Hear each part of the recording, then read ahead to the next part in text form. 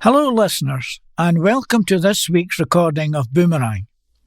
Team 3 is here, and my name is Jim, and your other readers are... Ferine, Nan, and Ray.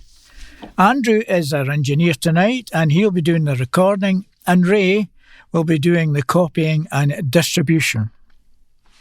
The news this week is taken again with permission from the West Lothian Courier dated Thursday the 8th of January, and we are recording this on the 8th of January. Any little anecdotes would be taken from the Reader's Digest, again with their permission. And as usual, the recording this week has been divided into 4 sections. And right at the start, can I remind you that when you have listened to the whole recording, please post your wallet back to us from a post box and not from the post office. So, let's get started. We'll start the first section with some general news. company warns of public phone deadline. The clock is ticking and the countdown is on. In January 2027, BT Openreach will shut down the public switch telephone network, the technology behind analogue landline phones. But with just 12 months remaining until the big switch-off, the digital experts at West Lothian-based Workflow Solutions are warning some businesses are woefully underprepared for this landmark change. The PSTN switch-off has been deemed necessary because the network of traditional copper lines is no longer equipped to handle the demands of today's advanced digital world. Bandwidth limitations restricts its ability to support features such as video conferencing and data sharing, crucial tools for modern businesses. And maintaining this aging infrastructure has become increasingly expensive and impractical. Any equipment that currently uses the PSTN will stop working in January 2027. From phone lines to security alarms, door entry systems to CCTV, any technology that relies on the old copper lines will be affected. And so, businesses across the UK have been urged to move to a single digital internet protocol, IP for short. That primarily uses full fibre connections. Commenting ahead of the switch-off, Workflow Solutions Managing Director Michael Field said, "For sectors heavily reliant on traditional telephony, such as healthcare, telecare and security, it is essential that their critical services remain uninterrupted while alternative solutions are implemented. They need to act now to ensure a smooth transition to digital technologies." golden ticket. Footy fanatic Aaron Wilson literally leapt for joy after receiving a golden ticket for Christmas to the World Cup. The 9-year-old from West Lothian was stunned to find a ticket for Boston after Dad Stuart and Mum Kerry agreed to splash out for a once-in-a-lifetime trip to the States to join the Tartan Army. Aaron's Charlie and the Chocolate Factory moment means he will travel to the USA with Stuart, where he will catch Scotland's games against Morocco and Brazil. Stuart said, "It was great to watch him opening the package, knowing what was inside, and knowing it would be a big surprise for him. It was a bit of a golden ticket moment, and the family all enjoyed it." Stuart also told how he'd promised Aaron they'd take the big trip to the USA ahead of the Denmark game in November, which the Scots famously won 4-2, sparking national celebrations. But after he and Kerry had a look at hotel airfares and ticket costs, they had a reluctant rethink, then finally took another U-turn back to taking the trip with his son. He said, "I told Aaron that if we beat Denmark, we'd go to the World Cup. Then I had a look at the cost and thought it might be a bit too much. So I then had to have another conversation with him, telling him the trip might be out of reach and he'd have to wait until Scotland qualified for a tournament closer to home. I expected a petulant response, as you might get from a 9-year-old, but he was great. He just accepted it and said he understood, even though I think he was holding back the tears. Stuart had told Aaron he might fly to Boston without him, to which his son replied, "You'll probably have a better time without me, Dad." Stuart said that was a bit heartbreaking, and I think I knew then what was the right thing to do.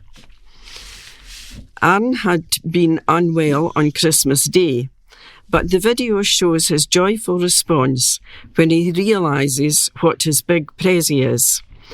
He had originally been delighted to open his package to find a Scotland top and full tracksuit.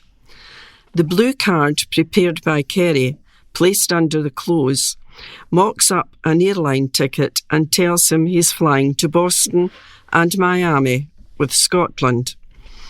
A personal message from Stuart on the back says, "Aaron, I couldn't go without you. We're going to the World Cup."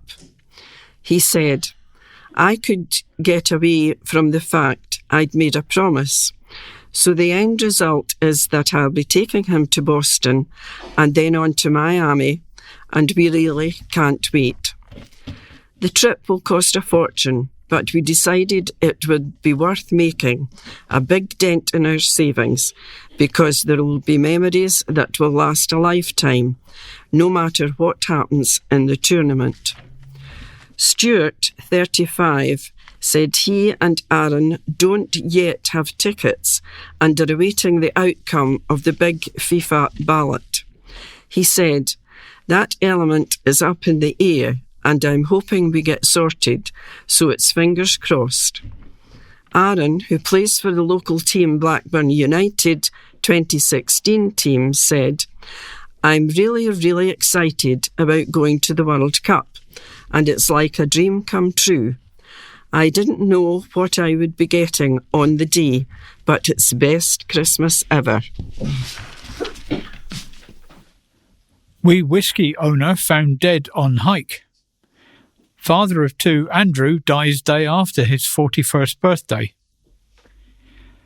A West Lothian business owner tragically died suddenly on a mountainside on Hogmanay, a day after celebrating his 41st birthday.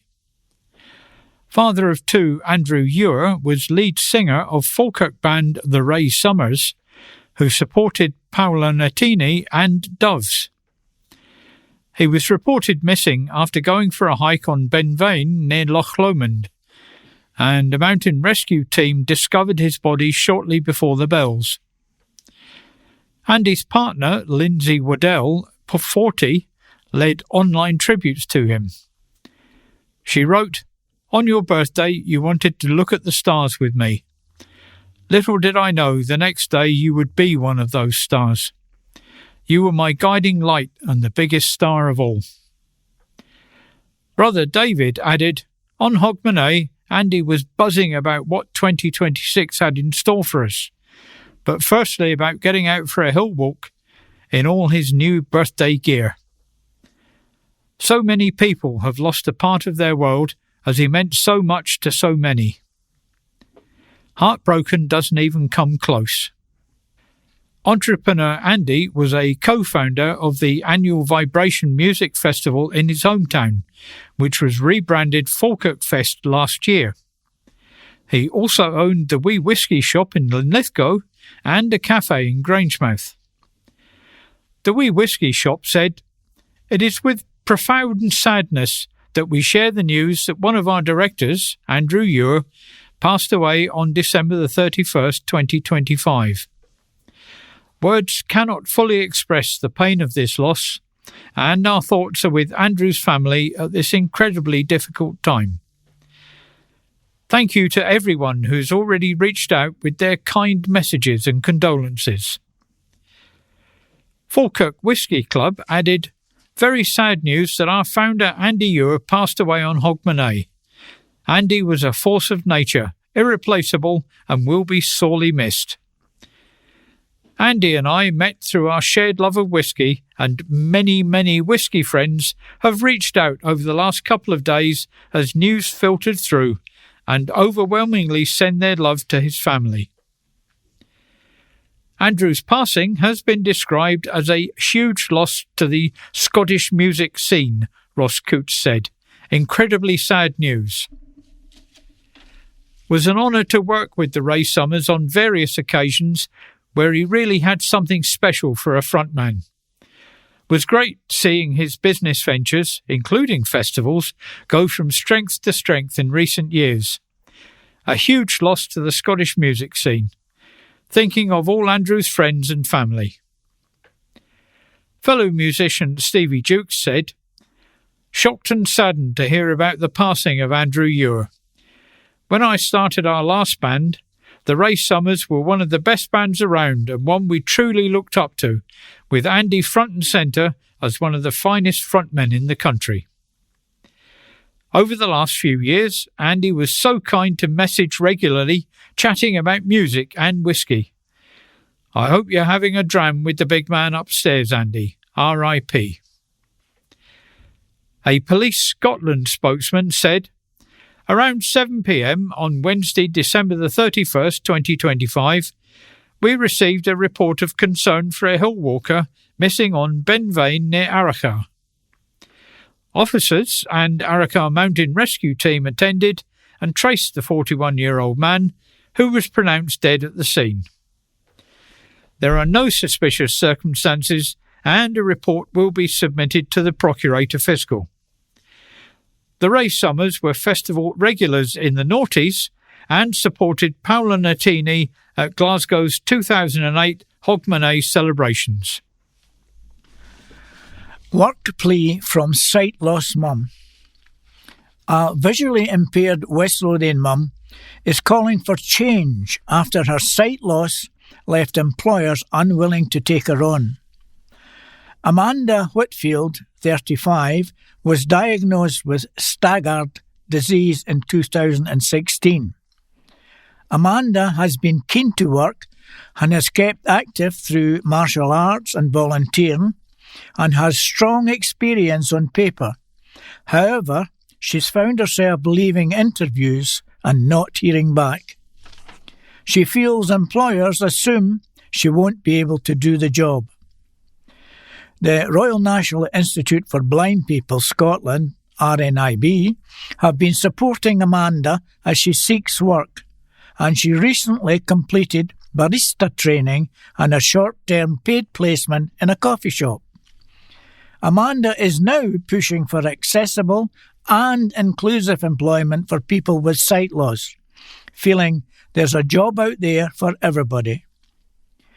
Speaking on her own experience, Amanda told Edinburgh Live, I was diagnosed with Stargardt disease back in 2016 when I was 26. But I started noticing it more when I was on maternity leave with my daughter. I want to work, though. I've kept proactive with doing martial arts with her and volunteering. But there hasn't been an employer willing to take me on once I've told them I have sight loss. On paper, my experience is strong, but when I get to interviews and let them know I have a visual impairment, suddenly I don't hear back. I don't want to hide it because there are simple things they can do to make a role accessible. It starts by talking to me and asking me what I need, not by assuming I won't be able to do the job. Amanda has been working with the RNIB, who help give blind and partially sighted job seekers experience and training for skills and workplace confidence. She added, the training was really good.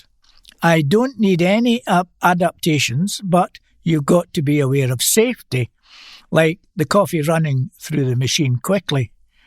The wee screen that tells you is hard to see, but I started to recognise it, and our trainer was phenomenal, with amazing understanding and patience. Getting around on public transport can be disorientating, especially on darker winter days. When you've got a little one too, you feel even more vulnerable. Employers just need to understand that sometimes extra understanding and flexibility can make a big difference. Despite the barriers, Amanda remains determined. She continued, "I genuinely think there's a job out there for everybody. Blind and partially sighted people just need to be given the chance." James Adams, director of RNIB Scotland, adds, "Stories like Amanda's highlight a desire to work, but a lack of employer understanding. We can help employers ensure their recruitment processes are accessible, understand workplace adjustments, and engage with blind and partially sighted candidates fairly. These steps can make a real difference to blind and partially sighted people like Amanda." On the beat. New Area Commander tells all on his career in the force.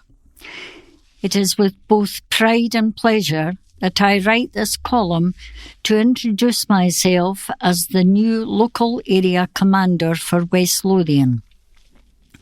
As a probationary constable commencing my service in Pennycook, Midlothian, almost 23 years ago, May 2003 to be exact, there was never a thought I would, one day, carry this responsibility and privilege to serve the communities of the Lothians and Scottish borders in such a role.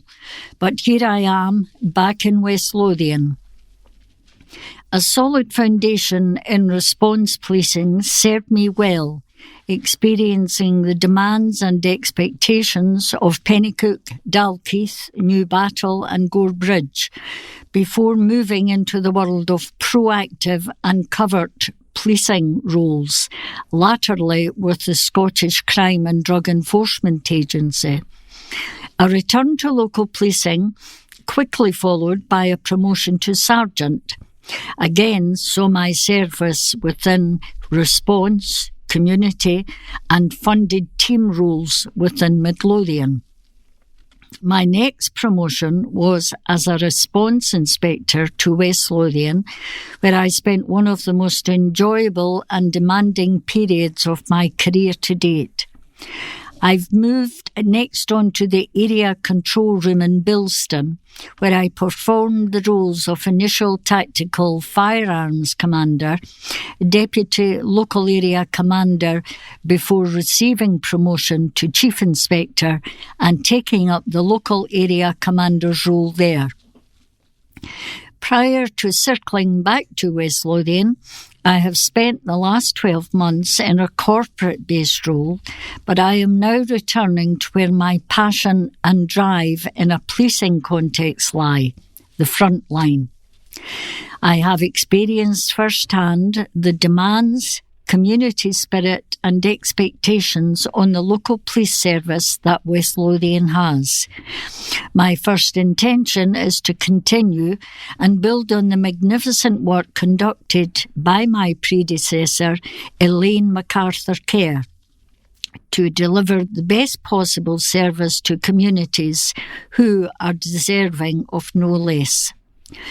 The biggest lesson I have learned in policing, however, is the key to providing the service is through working together with partners and communities, listening to their requirements and responding accordingly. An agile response police approach supported by a strong community policing footprint will allow us to continue to deliver a high-level service and focus on apprehending those who harm our communities while supporting our most vulnerable people. in my years in service, we have come a long way as a society at tackling priority areas to keep our communities safe. But with the echoes a busy festive period still ringing clear, it is evident there are still challenges that remain. I have a keen focus on violence, particularly violence against women and girls, missing persons, acquisitive crime, and the welfare and well-being of my officers. Too often the victims of violence and abuse themselves, whilst trying to conduct their duties and keeping our communities safe. These and many more matters will no doubt provide a significant challenge during my tenure, but one I look forward to, as well as seeing the positive impact my policing team can have for you all. I wish you a healthy and prosperous 2026. And there is a picture. The new area commander is Chief Inspector Dougie Grieve. Trio begin the new year with royal rewards. The King's New Year Honours List has been announced and 3 West Lothian residents were recognised. Uphall's Gail Drummond received her MBE for services to social enterprise. This is due to her work as Chief Executive of Firstport, an Edinburgh-based charity which helps budding social entrepreneurs turn their ideas into reality. Gail joined Firstport in 2014 and has held several roles within the organisation, leading on key work strands including operations, finance, people development and resourcing. Prior to joining Firstport, Gail worked in the public sector of the City of Edinburgh Council and latterly as Legacy Manager at the Glasgow 2014 Commonwealth Games, with both roles focused on using the power of sport to create social change and positive impact. Gail took up the role of CEO in September 2022. She represents the group in national and international forums and liaises with the Scottish Government on sector outcomes. Gavin Mann from Blackburn also awarded an MBE in recognition of his public service with the Department of Work and Pensions as Data Lead for Retirement Services. West Lothian's Lord Lieutenant Moira Niven, MBE, said, "Congratulations to both Gail Drummond and Gavin Mann on their Members of the Order of the British Empire Award. Both have made a significant contribution to our society, and it's wonderful to see them honoured by the King in this way." Provost of West Lothian, Cathy Muldoon, added, "It's fantastic to see 2 West Lothian residents recognised in the New Year 2026 honours lists. On behalf of the people of West Lothian, I'd like to commend both Gail Drummond and Gavin Mann on the richly deserved honours." Meanwhile, Anne Pike has also been recognised for her service to the community and third sector in West Lothian with a BEM. She has played a pivotal role in advancing the strategic and operational success of the third sector in West Lothian for nearly 20 years, serving as a volunteer trustee, and has served for almost 12 years as Chair of Carers of West Lothian, where she is a passionate advocate for carers' rights and has contributed to both West Lothian and Scotland's carer strategies. She has also been a driving force at Voluntary Sector Gateway West Lothian, serving as a trustee for nearly a decade, and served as Head of Business Development at Quality Scotland. She is widely regarded as an invaluable asset to the third sector in West Lothian and beyond, Anne, who lives in Livingston, is also a member of the Council's citizen-led inspection and a member of the Council's Governance and Risk Committee. Anne said, "I feel very honoured and privileged to receive this award. I have long valued the work of the third sector, both through my employment and volunteering, and have always sought to support organisations to become stronger and more sustainable so that more people, especially unpaid carers and disabled people, can access the support they rightly deserve." Leader of West Lothian Council, Lawrence Fitzpatrick, said, "On behalf of everyone at West Lothian Council, we were delighted to hear that Anne had been recognised in the King's New Year's Honours list. She is well known to many of us at the Council, and her support and advice is always welcomed. She richly deserves her BEM for all the work she does to support unpaid carers and disabled people in West Lothian." Secretary of State of Scotland, Douglas Alexander, said, "My warmest congratulations go to all of the Scottish recipients of His Majesty's New Year's Honours. Scots, the length and breadth of the country, have been recognised for their contribution to politics, business, the arts, science, and to their communities. The list is packed with local heroes who strive every day to tackle disadvantage. I congratulate all those who work so hard, day in, day out, to make our communities better places to live and work." Cops appeal as vehicles are stolen. Police have appealed to the public for help after 3 vehicles were stolen in West Lothian. 3 flatbed Ford Transit vans were taken in Whitburn around 10:25 p.m. on Friday, January the 2nd, when thieves gained entry to Blaeberry Cemetery. Officers are seeking witnesses who may have dashcam or CCTV footage. They also hope to speak to anyone who may have seen the vehicles. 2 have been recovered, but the third, described as a white Ford Transit 350 Leader Eco Tipper, registration BJ73ORT, remains missing. A Police Scotland spokesperson said, "Detectives are appealing for witnesses after 3 vans were stolen from a yard in Whitburn. 3 flatbed Ford Transit vans were taken from a compound at Blaeberry Cemetery after entry was gained to the site on Blaeberry Road around 10:25 p.m. on Friday, January the 2nd, 2026. 2 of the vans have since been recovered nearby, but 1 remains outstanding. This vehicle is described as being a white Ford Transit 350 Leader Eco Tipper, registration BJ73ORT.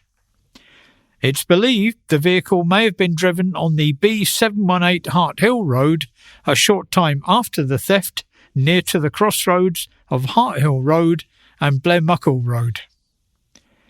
Detective Constable Lee Manderson said, "We would be keen to speak to anyone who believes they may have seen any of the stolen vehicles being driven in the area late on the evening of Friday, January the 2nd. 1 of the vehicles remains outstanding, and we would urge anyone who thinks they may have seen it to get in touch. We would also be keen to speak to anyone who may have dashcam or private CCTV footage from the area. Anyone who can help is asked to call 101, quoting reference 0698 of 3rd of January 2026, or to call Crime Stoppers anonymously on 0800 555 111. Booking boom for travel agents. A Livingston travel agent says it is expecting a booking boom this weekend as people rush to secure their 2026 getaways. The first Saturday of January, after people return to work, is typically the most popular day of the year for travel bookings, as people look ahead and start planning holidays. Many families will be hoping to lock in travel deals for the school, summer, Easter and October holiday periods, and to take advantage of low deposits and Kids Go Free offers. On the back of the group's third consecutive record-breaking sales in 2025, Barrhead Travel is anticipating high demand over the coming weekend. Last year, Sunshine Saturday resulted in a record-breaking performance for the travel firm, resulting in its most successful January in the company's history. The group has reported that demand for summer getaways has been gaining momentum since after Christmas, with the most popular Scotland destinations so far for 2026, including Tenerife, Majorca, Canada, Dubai and Gran Canaria. James Devine, Livingston store manager for Barrhead Travel, said, "With 2025 in the rear-view mirror, many people have already started thinking about making their holiday dreams a reality. January remains one of the best times of year to book a holiday, and we expect this year to be no different. We've noticed that people have already been booking earlier than usual. At the close of 2025, bookings for summer 2026 were already up compared to the same period last year. There is definitely an appetite for spreading the cost over monthly payments as well, as people keen to secure their first choice of accommodation. Ultimately, holidaymakers want value for money and to make sure that their trips are fully financially protected, which is why we continue to see a return to the high street travel agents." And that's the end of part one. We'll have a wee break and we'll be back with part two very shortly. Welcome back to part two, and we'll start part two with the intimations, and I'm afraid the intimations in this week's courier are both deaths. David Oliphant, 21/5/1942 to 24/12/2025. Peacefully at home on Wednesday, the 24th of December 2025, David, beloved husband of Elizabeth and a treasured dad and grandpa, will be sadly missed by all. Wallace Margaret Gray Jameson, formerly McLennan, 10/3/1927 to 18/12/2025. Passed away peacefully on Thursday, 18th of December, at the Birches Care Home in Crieff. Loving wife of the late Bill, much loved mum to Sandra, grandmother to Elena and Kirstine, and great-grandmother to Tamsin and Melissa. And that's the only two intimations in the courier. So we'll carry on with some more news. Crafternoon Tea Club to be held at Doby's. Doby's Garden Centre is inviting customers along to an afternoon of creativity, connection and cake this January, with a brand new Crafternoon Tea Club at its Livingston store. This hands-on event takes place on January the 24th and 25th, offering a beginner-friendly, cosy and mindful experience. During the 90-minute afternoon workshop at the Livingston store, attendees will get the chance to try their hand at a punch needle kit. The kit is a wildlife design with everything you need to get started, whether trying a new hobby for the very first time or honing in on skills. During the crafting experience, there will be a delicious 3-tier afternoon tea. The first tier includes a selection of freshly made finger sandwiches on a mix of white and grain bread with soft cheese and cucumber, ham, rocket and red onion, chutney, prawn and egg and watercress. Dobie's famous scones can be enjoyed on the second tier, with plain and fruit options, served with Cornish clotted cream and a mini pot of jam. The top tier offers a delicious selection of sweet treats, including a mini Victoria sponge, lemon mousse, meringue kisses, and coconut and cherry macaroons. For those wanting to add a savoury twist, there is the option to add on a sharing plate of additional treats, including chicken terrine on brioche toast, hummus and olives in a filled pastry cup, and smoked salmon and dill on brioche toast for £8.50. Hot drinks can also be upgraded if people prefer a speciality coffee, tea, or an indulgent hot chocolate for just 50p extra, or opt for a 200ml bottle of Prosecco for £6.50 per adult, age 18 and over.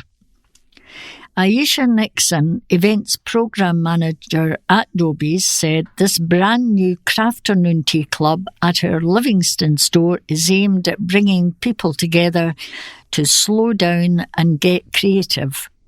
We've designed the workshop to be a relaxing, beginner-friendly experience, and it's a great way to spend time with friends and family members. Whether you're looking to treat yourself or gift an experience this Christmas, our Craft Afternoon Tea Club is the perfect present. For more information and to make a booking, visit www.dobies.com/events. MSP will back new campaign. Almond Valley MSP Angela Constance has backed the It's Scotland's Energy campaign, the SNP's plan for Scotland's energy if the country become independent. A paper launched by First Minister John Swinney at the start of December claimed electricity bills for households in Scotland could be reduced by over 1/3 through the creation of a distinct Scottish electricity market. It also stated that communities would be given the right to own a stake of up to 20% in local renewable projects, giving them meaningful returns from energy infrastructure in their own area, and Scottish businesses would also benefit from lower electricity costs, a policy with the potential to be transformative for the Scottish economy. The campaign echoes the famous It's Scotland's Oil campaign of the 1970s, which set out a vision for what Scotland could do with its oil wealth in the event of independence. Miss Constance said, "I am proud to back the It's Scotland's Energy campaign. Scotland has won the energy lottery, not just once with oil, but twice with our vast renewable energy potential. Countries like Norway have managed their natural resources far better than the UK has done on Scotland's behalf. Norway invested its oil wealth into what is now the world's largest sovereign wealth fund, worth around $2 trillion, and is using it to support the transition to renewables. Scotland, however, has not reaped the full benefits of our oil wealth, and we cannot afford to repeat that mistake with renewables. Using Scotland's energy for Scotland's people can bring down bills for households and businesses and help transform our economy. But it is only with the full powers of independence that we can make this happen, which is why I'm asking people to vote SNP next year to put Scotland's energy in Scotland's hands." Big full fibre boost to homes and businesses. More than 6,200 homes and businesses in Whitburn now have access to full fibre, but thousands have yet to make the switch, despite the potential for faster and more reliable broadband. The £1.8 million investment by Openreach has brought gigabit-capable broadband to around 90% of properties in the area. However, many are yet to switch, prompting calls for residents to check their eligibility for upgrading. Full fibre technology allows for smoother streaming, faster downloads and more stable connections, particularly important for households with multiple devices or for those working from home. People living in Whitburn can see if they can upgrade to full fibre by visiting Openreach's Full Fibre Checker. Robert Thorburn, Openreach Partnership Director for Scotland, said, "Most of Whitburn is covered by full fibre, but many residents and businesses haven't yet made the switch. It's not automatic. You need to place an order with your chosen provider. The difference in speed and reliability can be significant, especially for busy households or people working from home. We want to make sure everyone knows what's available and how to get it."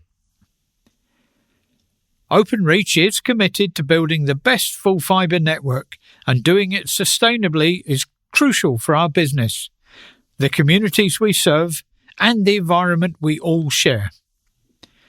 As part of our Let's Reach Zero strategy, we aim to lower our carbon emissions, use less and waste less material, and protect nature wherever we operate. Full fibre technology offers a faster, more reliable connection that keeps up with the demands of today's digital world. Openreach's full fibre network now reaches more than 20 million properties, and the company plans to extend this to 25 million homes and businesses by the end of 2026, with a belief it can reach as many as 30 million by the end of the decade, with the right investment conditions. Former cinema on the market. A former cinema turned bingo hall, once a social focal point of post-World War I Bathgate, is being sold off for a cool £250,000. Opened in 1920, the pavilion in George Place is the earliest intact survivor of the George Green chain of cinemas. Their first venue opened in 1911, and they were soon regarded as Scotland's most successful cinema proprietors. The building, a rare example of a post-war cinema, was designed by John Fairweather, who was also the architect responsible for the Edinburgh Playhouse. Finally closing to cinema goers in 1967, its most recent use was as a bingo hall, with 1,067 cinema seats stripped out, but much of the classical styling and interior detailing remaining intact.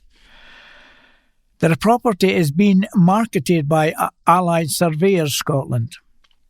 The pavilion has a rich and colourful history, enjoying a prominent position in Bathgate Town Centre, said Allied Surveyors Scotland's head of commercial agency in Scotland, Ian Mercer.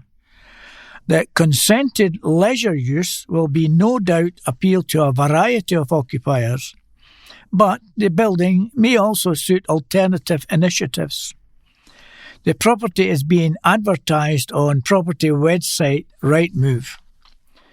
The building's brochure states the subjects comprise a former cinema and bingo hall constructed from reinforced concrete and steel frame. It is contained beneath a corrugated iron roof to the auditorium and a slate roof over the northwest block. Access is through a series of doors to the front leading to a modest foyer.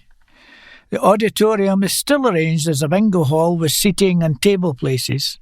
To the front is a raised stage with male, female and disabled WC facilities around the perimeter.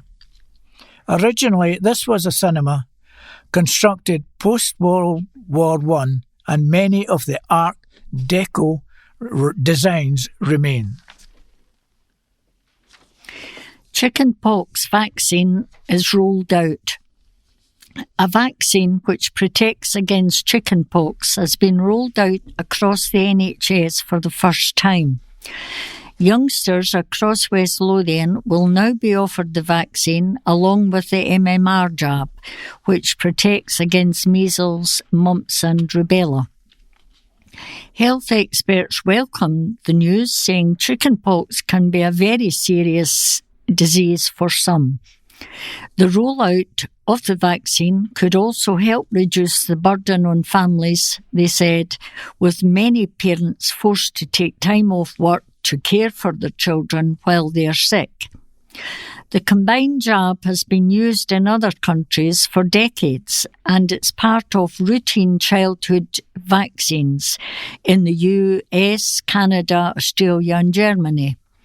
The rollout across the 4 nations of the UK comes after the combined MMRV jab was recommended by the Joint Committee on Vaccination and Immunisation in 2023.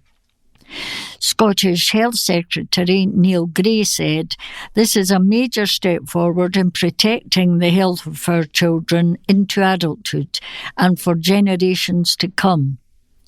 Evidence from around the world shows this vaccine is safe and effective at preventing ill health in children, which also means fewer disruptions to school and work. Dr. Gayatri Amirthalingam, Deputy Director of Immunisation at the UK Health Security Agency, added, "With a vaccine now being introduced into the NHS childhood vaccination programme starting today, I hope parents will make it one of their New Year resolutions to ensure their child takes up the offer when invited." This vaccine has been used extensively for many years in a number of countries and has been shown to be highly effective with a good safety profile. The programme will have a really positive impact on the health of young children. Dolan handed a KPM for long service with the police. A former West Lothian Police Chief Inspector has been recognised in the King's New Year's Honour List. Chief Superintendent Stevie Dolan received the King's Police Medal. Chief Superintendent Dolan has 33 years police service and is Divisional Commander for Specialist Services in Police Scotland, which incorporates armed policing and several other specialist functions. Prior to taking on this role, he was Divisional Commander for Lanarkshire Division. He also previously led the Police Scotland's Policing in a Digital World programme, a flagship initiative to deliver the national cyber strategy and policing approaches to tackle the changing nature of crime. Stevie's early career in Edinburgh from 1992 saw him perform a range of uniformed and plain-clothed roles, including in specialist armed and public order policing roles. He has a varied operational experience at each rank and has performed the roles of local area commander, operations superintendent and specialist operations superintendent across several Police Scotland divisions, including Edinburgh, West Lothian and Glasgow. He has also successfully led delivery of a national transformation programme to equip officers with mobile technology, achieving significant business benefits and organisational change. He is an experienced strategic firearms, public order, public safety, and chemical, biological, radiological, and nuclear commander, and served for around 14 years as a hostage and crisis negotiator. Police Scotland Chief Constable Joe Farrell said, "I offer warm congratulations to Stevie. These honours are recognition of the skill and hard work of officers and staff who deliver for communities and keep Scotland safe." Collision sees man arrested. A West Lothian man was arrested after a road crash during the early hours of New Year's Eve. Around 5:30 a.m. on December the 31st, emergency services rushed to the A89 at Broxburn following reports of the collision. Police were made aware of the two-vehicle incident and the road was partially blocked for some time. Dashcam footage from a car passing the scene shows a number of officers in attendance along with 4 police vehicles. A road recovery vehicle was also in attendance. One car can be seen having veered off the road into a ditch, with a second badly damaged car further down the road. A 28-year-old man has been arrested in connection with the incident. Enquiries are ongoing. A Police Scotland spokesperson said, "Around 5:30 a.m. on Wednesday, December 31st, we were called to a two-vehicle crash on the A89 Broxburn. The driver of one of the vehicles, a 28-year-old man, was arrested in connection with road traffic offences." Traitor Star Race Plea to All.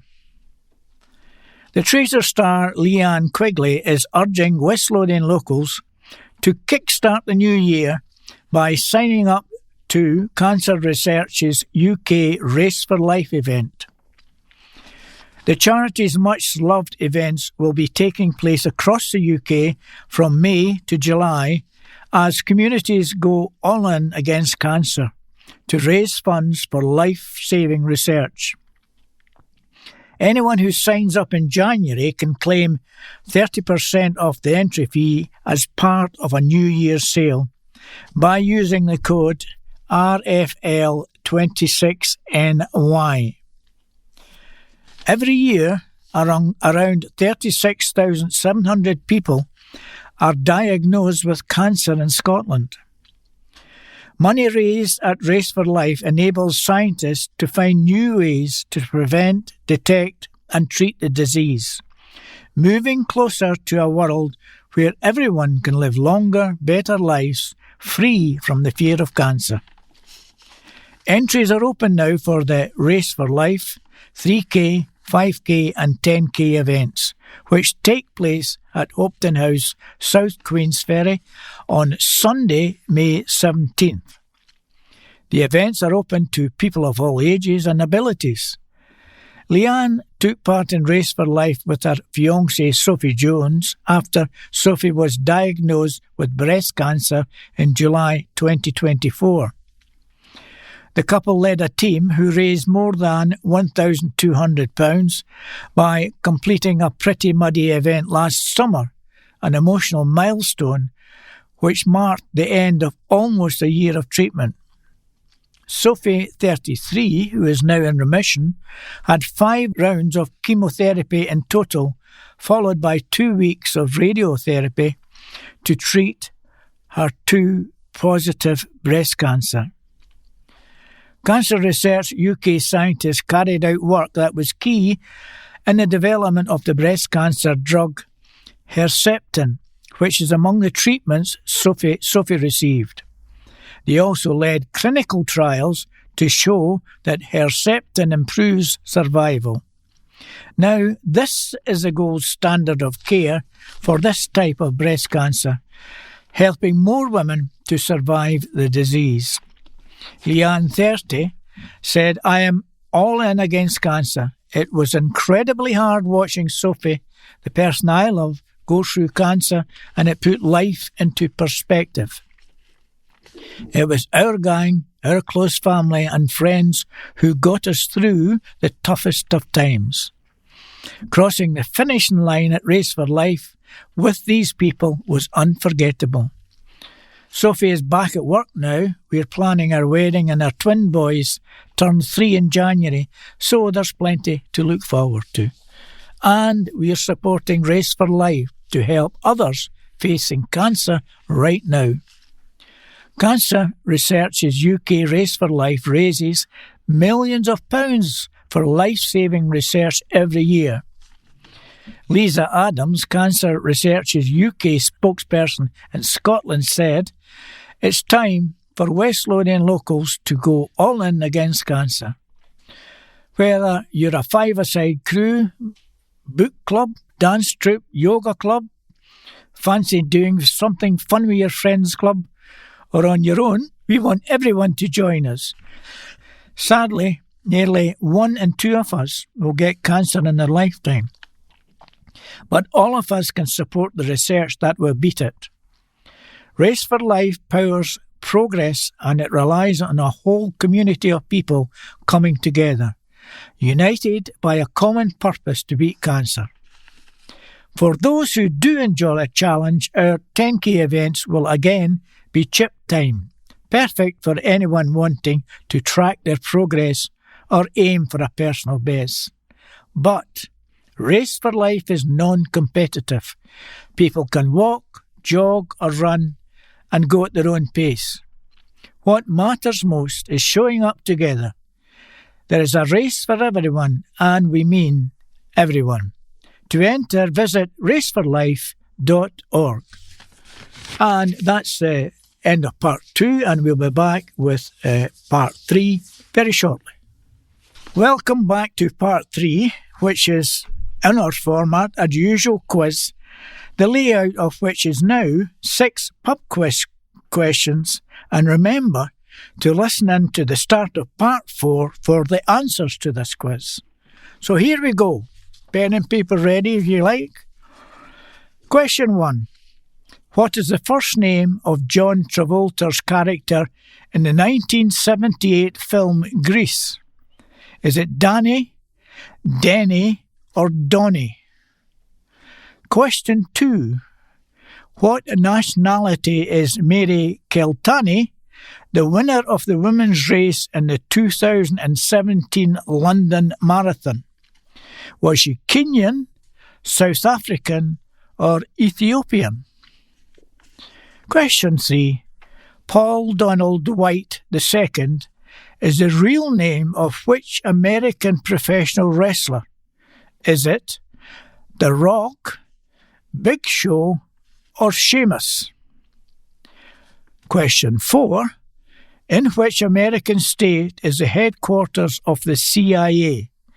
Is it in Delaware, Maryland, or Virginia? Question 5. Which sport is also known as the noble art?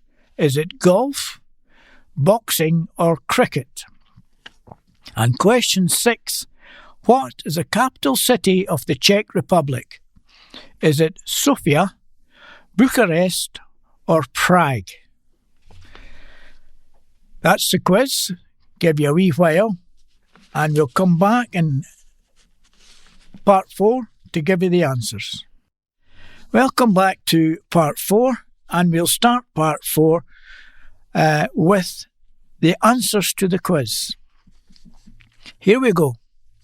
What is the first name of John Travolta's character in the 1978 film Grease? Is it Danny, Denny, or Donny? And the answer is Danny. Question 2. What nationality is Mary Keltani, the winner of the women's race in the 2017 London Marathon? Was she Kenyan, South African, or Ethiopian? And the answer is Kenyan. Question 3. Paul Donald White II is the real name of which American professional wrestler? Is it The Rock, Big Show, or Sheamus? And the answer is Big Show. Question 4. In which American state is the headquarters of the CIA? Is it Delaware, Maryland, or Virginia? And the answer is Virginia. Question 5. Which sport is also known as the noble art? Is it golf, boxing or cricket? And I'm sure you all know it was boxing. And the last question, what is the capital city of the Czech Republic? Is it Sofia, Bucharest or Prague? And the answer is Prague. So that's the answers to the quiz. So we'll finish part 4 with some more general news. Water result as tap success is hailed by MSP. MSP Fiona Hislop has highlighted recent figures which show that the Scottish Water tap at Linlithgow Cross has saved the equivalent of over 1,250 plastic bottles every month since it was installed in 2018. The Linlithgow tap is one of 132 taps across Scotland which have cumulatively prevented the use of over 20 million plastic bottles since 2018. Fiona said, "I was delighted to unveil West Lothian's first refill tap from Scottish Water in the heart of historic Linlithgow back in 2018. The usage of this tap since is remarkable and has prevented the use of 1,256 330ml bottles of water monthly since it was built. These taps benefit everyone, from residents to tourists, and it's now also clear how much they benefit the environment. The Scottish Water Tap scheme is made possible because the Scottish Government has kept Scotland's water under public ownership, ensuring lower bills, better service and improved access to water through schemes like this. Since 2018, when Scottish Water launched its top-up from the tap campaign, 19% more people carry a refillable bottle when on the move. Visitors help raise £19,000 cash for Chaz. Kind-hearted visitors at the Centre Livingston have helped raise a total of almost £19,000 for its charity partner, Children's Hospices across Scotland. The charity, which has been supporting babies, children and young people with life-shortening conditions and their families for over 30 years, has also been gifted free pop-up space in the shopping centre to host their own fundraising and awareness events and marketing support. Shenza Dove, community fundraiser at Chaz, said, "We are so grateful to everyone at the Centre Livingston and to the entire community for their incredible support over the festive season. Your generosity brings light into the uncertainty many families in our care have to live with. It gives them a chance to make memories they will treasure forever." Patrick Roberts, Centre Director at the Centre Livingston, added, "Chaz is an incredible charity doing amazing work to help children and their families to create magical moments together at such a difficult time in their lives. We want to say a huge thank you to everyone who helped us raise this fantastic amount of money over the years to ensure they can continue to help more children." Wait times for driving tests grows. New figures confirmed that learner drivers in Livingston are facing the maximum waiting time of 24 weeks for a practical driving test. The UK government has pledged to cut waiting times to 7 weeks. However, despite promises from Transport Minister Heidi Alexander that action was being taken to get Britain's drivers moving, deadlines have since been rolled back and have now been pushed back until next summer. A report from the National Audit Office has warned that the backlog for practical driving tests will not be cleared until November 2027, meaning months of delays will continue. In Scotland, the average wait to book a practical driving test is now 21.2 weeks. However, the situation in Livingston is worse, with learners facing the maximum permitted waiting time of 24 weeks. Across the UK, average waiting times have risen to 22 weeks, up from 18 weeks when Labour entered government, showing there has been no progress in tackling the backlog. Commenting, SNP MSP for Almond Valley, Angela Constance, said, "Learner drivers in Livingston are being let down, with waiting times stuck at the maximum 24 weeks. This is not just frustrating. It's holding young people back from jobs, education and everyday opportunities. Labour promised to fix this problem, but instead Livingston learners are facing months of delay and uncertainty. The UK government has the powers to act now, but it's failing to do so. People in Almond Valley deserve better." At the end of 2025, Beverly Warmington was appointed as the new Chief Executive of the Driver and Vehicle Standards Agency, DVSA, to continue work to tackle the driving test backlog and lead the delivery of test booking reforms to cut waiting times. DVSA Chair Nick Bittell said, "I'm delighted to welcome Beverly to DVSA as she takes up the role of Chief Executive in January.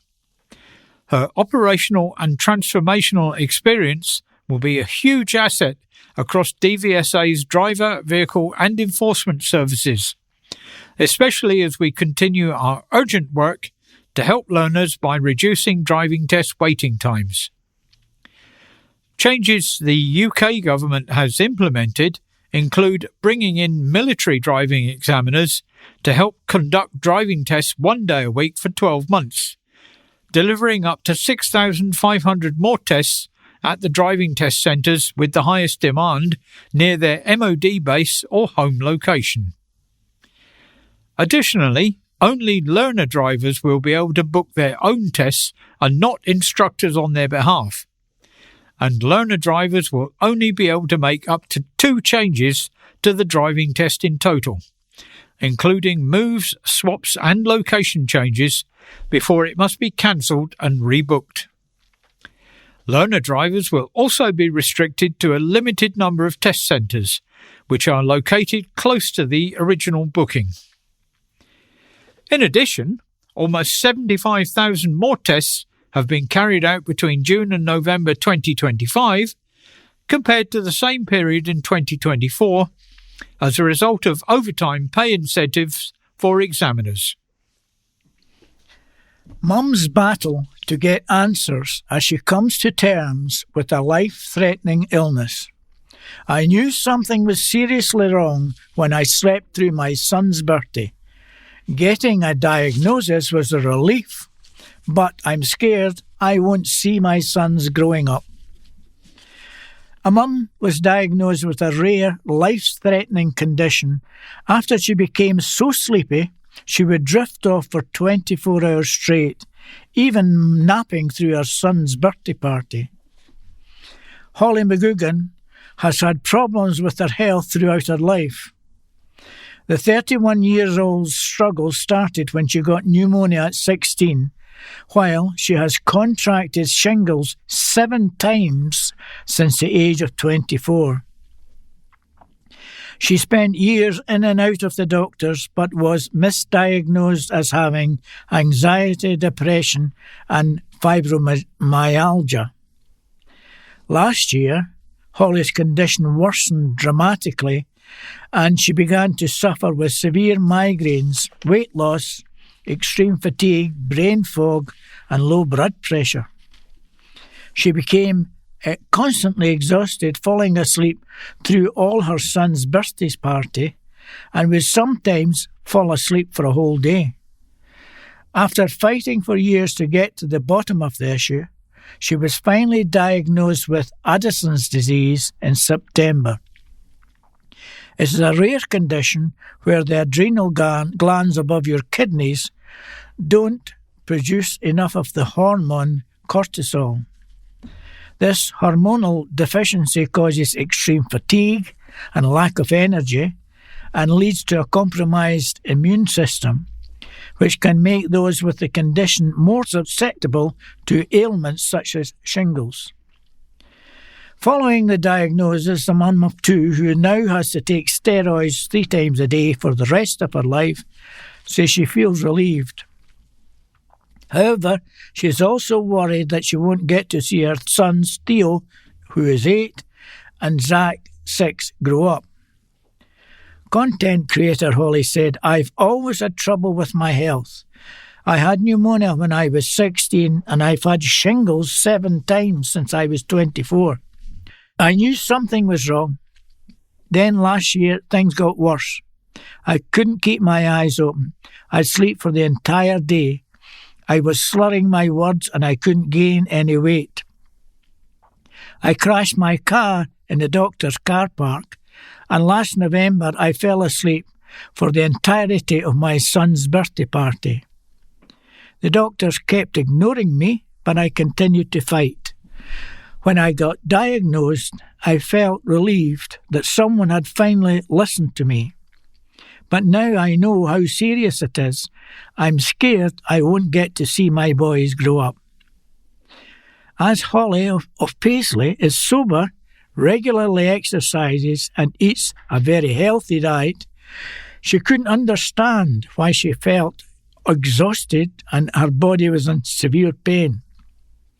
Over the past year, her symptoms intensified and she began falling asleep with food in her mouth, leaving her unable to care for her 2 young boys.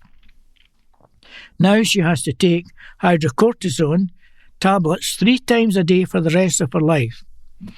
The nurse said, "I'd burned myself out so much from looking after everybody that I was like a phone on 2%.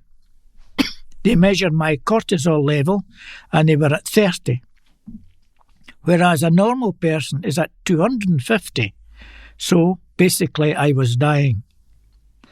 Some days Holly is so exhausted that her husband Craig, 32, has to wake her up, put the tablet in her mouth and then let her go back to sleep again. Craig, who used to work away, now can't leave Holly's side and admitted that when he wakes her up so that she can take her medicine, he's checking to see if she's still alive. Holly also has to carry a hypercortisol injection that she will have to inject herself if she gets a sickness bug and isn't able to keep her medication down. She says the steroids help her keep awake, but added that when she has her period, her symptoms worsen, completely wiping her out. "My body goes into shutdown mode," she said. "I just can't handle it." The family are currently travelling in Thailand as Holly says the sun helps with her aching body. However, she says she feels guilty when she has to miss out on spending time with her children due to her condition. Despite her diagnosis, the mum tries to stay positive and is living life to the fullest in the Far East. "I feel angry and let down that I wasn't listened to for so long, but I won't let this beat me," she added. And that's the end of the news from the Courier, but please stay tuned and I'll let you know when we finally finish the recording. Now, in Team 3 recording sessions, we always include, where possible, a poem or a composition written and read by one of our team. So, before we wind up, perhaps Ray would again give us some of his compositions. This evening I'd like to read you 2 poems. The first is called Time in Motion. It's winter first, and cold winds blow, with frequent showers of hail and snow. The ground is hard with frost below. Now comes the spring, the verdant time, with signs of growth. It is sublime when we perceive the warmer clime. The next is summer, skies are blue, trees are green, lush is the view, with flowers all of varied hue. Then autumn's here with mellow fruit, squirrels rush to hide their loot, leaves red and gold obscure the route. Another year has passed us by, gone in the twinkling of an eye. And next, because of the awful weather that we're having at the moment, I'm going to read one called The Hope of Spring. Dull days of winter out ahead, once green lushness brown and dead. We wait for spring, the verdant time, when warmth returns and shoots will climb towards the sun. But wait, what's this? A breath of hope, it's nature's kiss of life, to lift our spirits high, to please our eyes and make us sigh with joy. The snowdrop white, a splash of colour shining bright, reminding us of days ahead when weather's fine and flowers spread. Then we'll forget when winter came that we had played our waiting game. Thank you very much, Ray. And now we've come to the end of this week's recordings, and we hope you have enjoyed it. When you have finished listening to this recording, can I remind you to place the USB stick in the wallet, reverse the label so that the cutout corner is on the top right-hand side, and post it back to us as soon as possible. And remember, wallets should only be posted in a post box. Please do not post them in the post office. So, it's goodbye from the members of our team. Ferine, Nan, and Ray.